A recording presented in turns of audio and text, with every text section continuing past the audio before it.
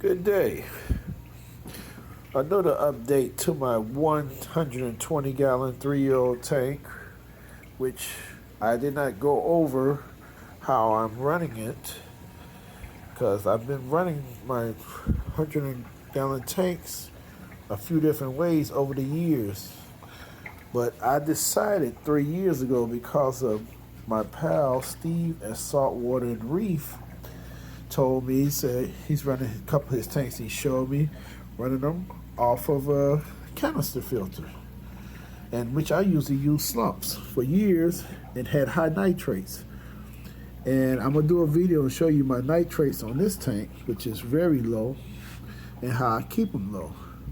But one thing is filtration. Filtration is one of the number one things that you have to have and have to have good of.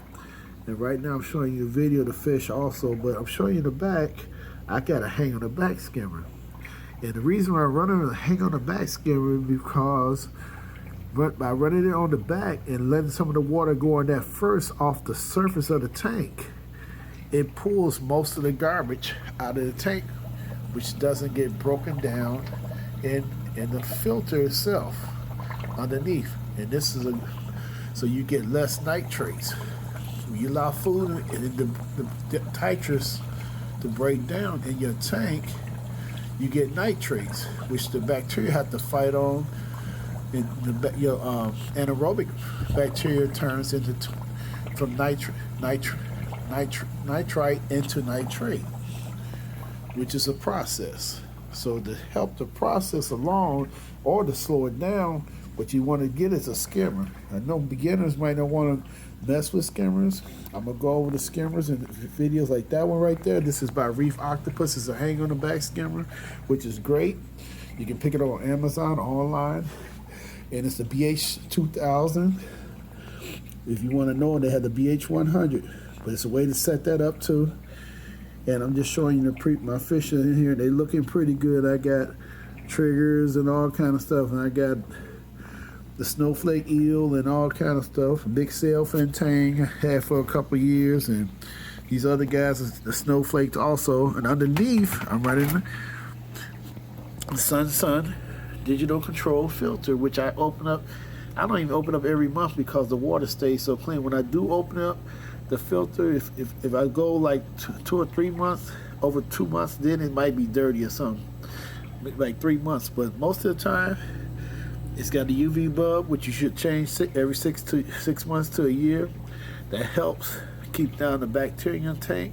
And this is a closed system, so the way I run it is to try to keep the water clean as possible, especially with the skimmer. Also, the safest way we're worried about. Also, I'm using a tons of whatever up here, what you call wave maker, which is on the controller on the side, which you get with advanced read to help move the water flow.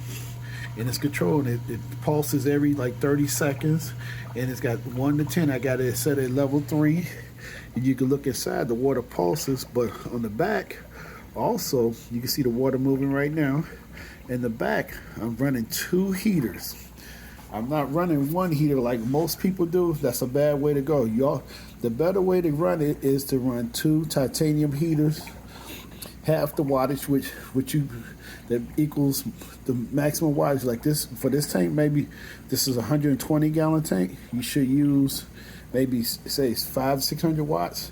You use 200-300 watt heaters in case one fails or something like that.